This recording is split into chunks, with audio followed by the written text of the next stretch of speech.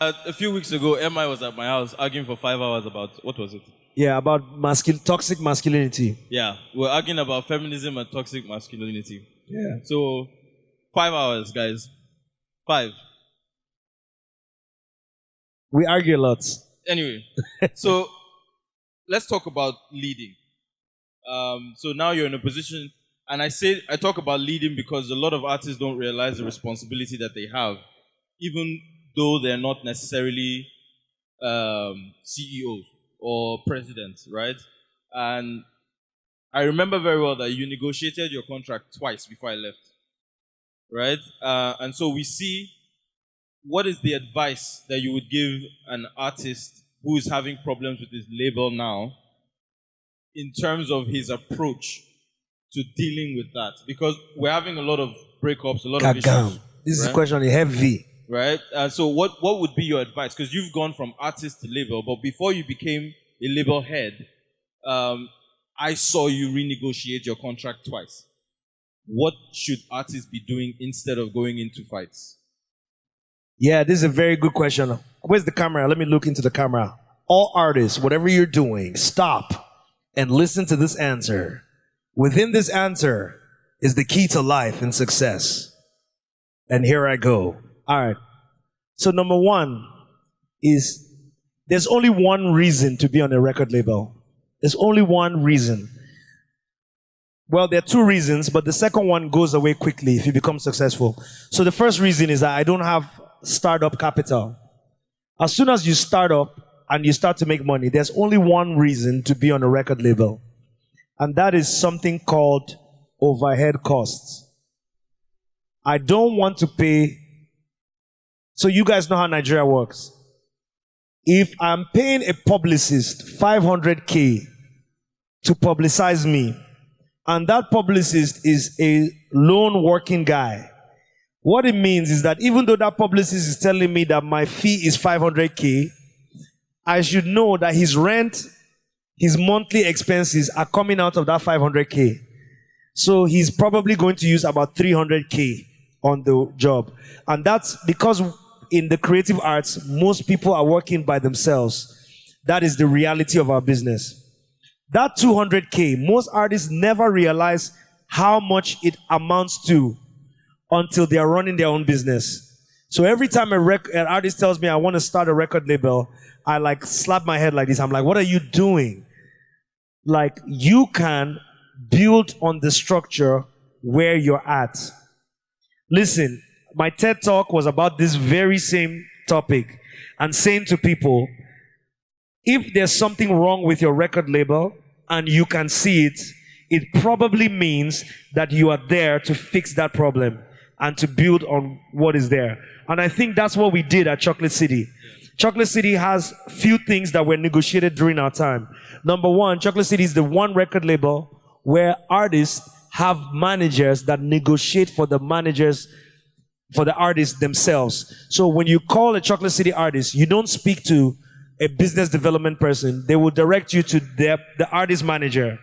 Meaning that Chocolate City has less of a say on whether we do a show than the artist has.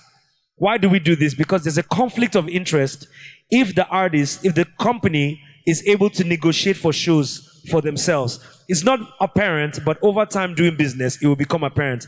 Point in case, I go to 9 Mobile to do a show, and 9 Mobile say, hey, we want to get an artist to perform.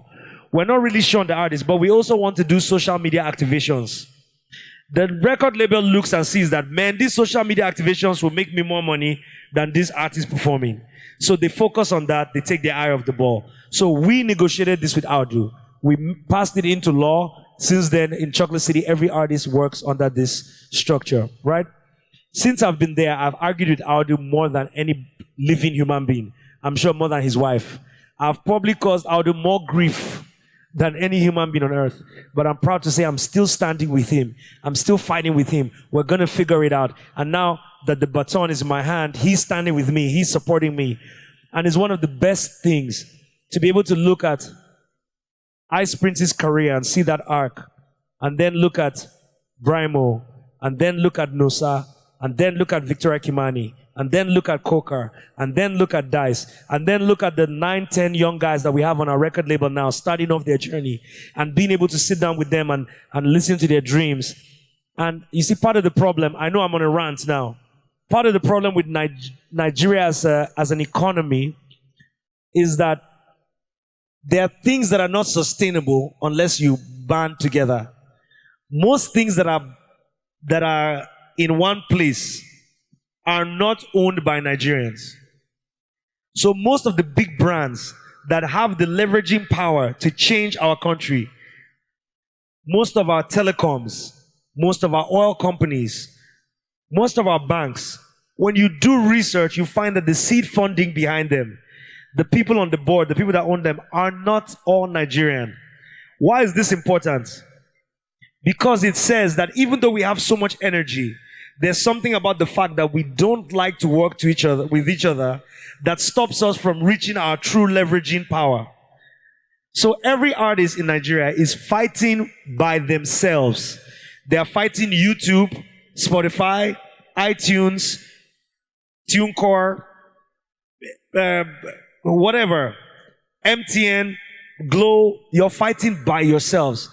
And when you negotiate with them, that's the clearest case of divide and conquer.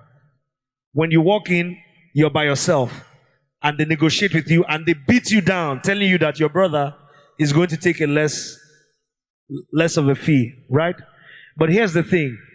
My phone, my AirPods I was wearing, my watch, my laptop, my computer at home, one company.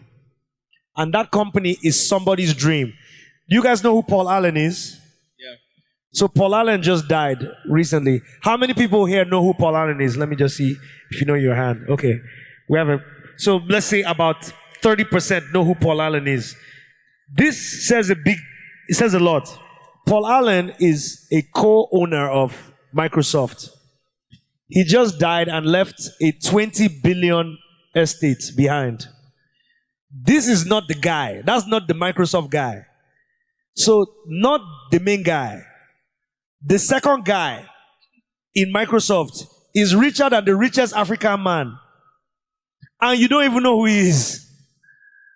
That's the power of when people work together, when we all work together to say, we're going to take Microsoft all the way to the top. If we created a label, let's say it was Maven, let's say it's Mohits, let's say it's Chocolate City, let's say it's Storm, and we consolidated on what we're building and we built it up today, Storm Records would be able to talk directly, or whatever this label would be able to talk directly to YouTube and say, this is what we want, and we want you to make the situation better for Nigerian artists. But alas, we're all dealing with it independently, fighting a battle. And the saddest thing, I'll tell you guys, I want to end this question. Sorry, I went on a rant. I talk a lot. But the saddest thing is that there are 10 artists that today make up 90% of the content that the world is consuming of Africans. 10 artists. I'm sure you guys can think of who they are. Of all the streams that Nigeria is putting up, 10 artists make up 90%. But these 10 artists have something in common, which is that they are all signed to American labels. It means that an American label can come and take the rights. So when an American label signs you, it means all the residual income and all the benefits, all the publishers, all the managers, all the taxes, all the reinvestment of that money is going to happen in America and not Nigeria. So the successes that we celebrate the most here, for all intents and purposes, they are not Nigerian artists anymore. They are just Nigerian people, but they are not Nigerian musicians. And when we celebrate our industry is actually not doing as well as we think it is. It's a very, very hard place for people to invest into the music business because we're all alone. We're all independent. We hate working with each other, and that needs to change, you know. Sorry, I went on like a rant. I'm sorry. Kanye rant. So, I don't know if you remember.